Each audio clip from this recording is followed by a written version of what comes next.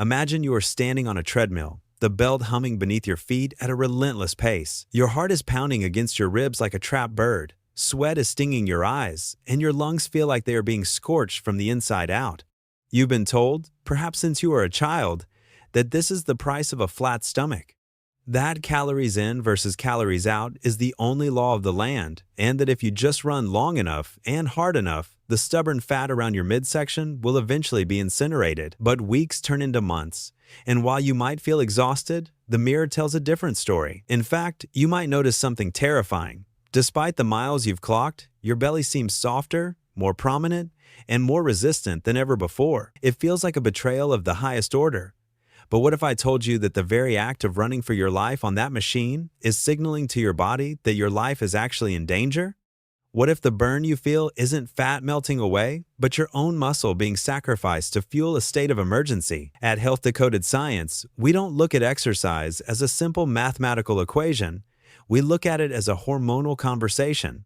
Today, we are decoding the shocking biological truth behind why traditional cardio might be the single biggest reason your cortisol belly is staying exactly where it is, and why, for your specific biology, the best thing you can do for your health is to stop running. Before we deconstruct the metabolic machinery that links long-duration cardio to visceral fat storage, I want to invite you to join our inner circle of science-driven high achievers. If you are ready to stop guessing and start understanding the cellular why behind your health, hit that subscribe button right now and turn on all notifications. By joining Health Decoded Science, you are moving beyond the noise of the fitness industry and stepping into the light of pure, actionable biology. Now, let's peel back the layers of the HPA axis and discover why your treadmill might be your body's greatest stressor. To understand why cardio can be a double-edged sword, we must first look at the evolutionary history of human movement. Our ancestors moved in two primary ways. They walked for miles in search of food and water, or they engaged in brief, explosive bursts of intensity to catch prey or avoid being caught themselves. This is the biological blueprint of the human species. Nowhere in our evolutionary history do we find a precedent for the modern steady-state cardio maintaining a high, pounding heart rate for 45, 60, or 90 minutes without a break. To your prehistoric brain, there's only one reason you would ever run at a high intensity for an hour straight. You are being chased by something, or you are fleeing a disaster that spans the horizon. In either case, your body perceives a state of extreme, life-threatening crisis. The moment you step onto that treadmill and push your heart rate into that mid to high zone, your amygdala sends an urgent signal to your hypothalamus. This triggers the activation of the HPA axis, the hypothalamic pituitary adrenal axis. Your adrenal glands, those tiny powerhouses sitting atop your kidneys, respond by flooding your system with cortisol and adrenaline. Now, in small doses, cortisol is actually a fat-burning hormone, but when you engage in chronic cardio, you are keeping your cortisol levels artificially elevated for an extended period. This creates a state of chronic oxidative stress. As the minutes tick by, your body begins to realize that this threat isn't ending. To survive this perceived long-term catastrophe, your biology makes a cold, calculated decision. It begins to break down your muscle tissue through a process called gluconeogenesis to provide a steady stream of sugar to your blood. It is literally burning your metabolic engine to keep the lights on during the crisis. But the real damage happens after the workout. Because you've spent an hour signaling to your brain that the environment is hostile, your body enters a recovery storage mode. It becomes hypersensitive to insulin, but specifically in the visceral fat cells of your abdomen.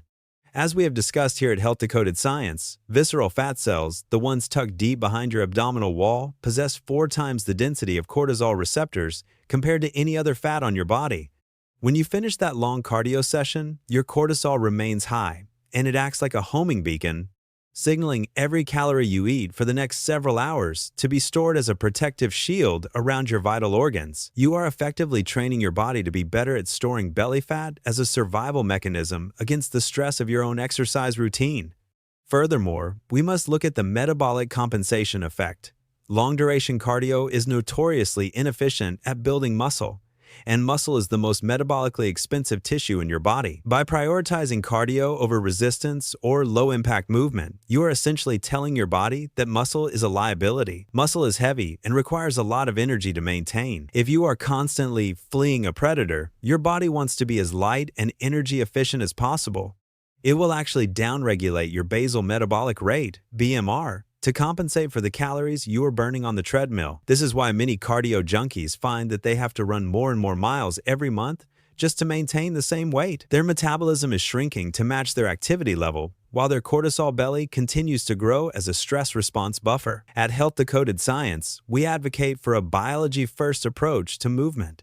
If you want to melt the cortisol belly, you must switch your focus from burning calories to managing signals. This starts with the mastery of Zone 2 walking.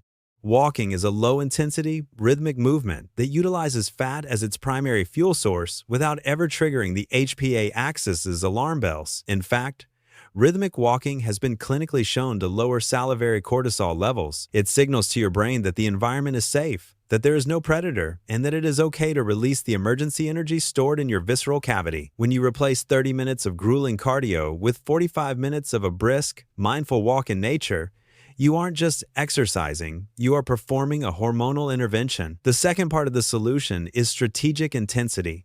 Instead of the long, simmering stress of steady-state cardio, we look to the ancestral model of brief, explosive effort. Short bursts of resistance training, or very short, maximum intensity sprints lasting no more than 10 to 20 seconds, trigger a completely different hormonal profile.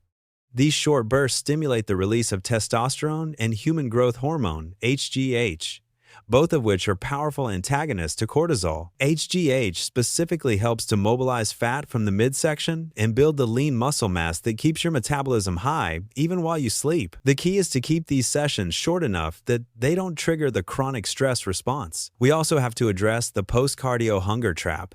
Long cardio sessions significantly elevate a hormone called ghrelin, the hunger hormone, while suppressing leptin, the hormone that tells you you're full. This is why, after a long run, you often feel an uncontrollable urge to consume high-sugar, hyper-palatable foods. Your brain is desperately trying to replace the glucose you just burned off to prepare for the next predator attack. By stopping the chronic cardio, you stabilize these appetite-regulating hormones, making it infinitely easier to stick to the nutrient-dense, high-protein diet that your biology actually requires to thrive. In the world of health-decoded science, we believe that more is not better, smarter is better.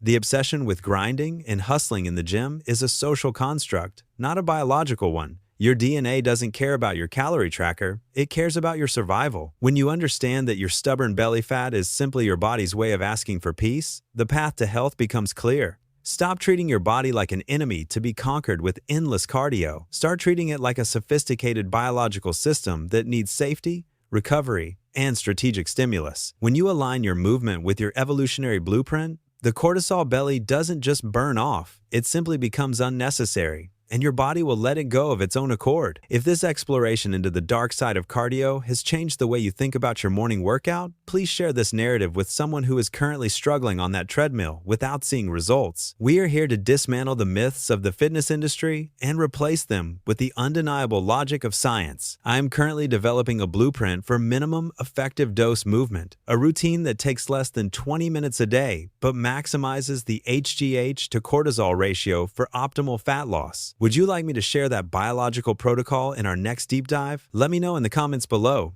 Remember, your biology is the most advanced technology you will ever own. Learn to code it correctly. This is Health Decoded Science, and the journey to your best self begins with understanding.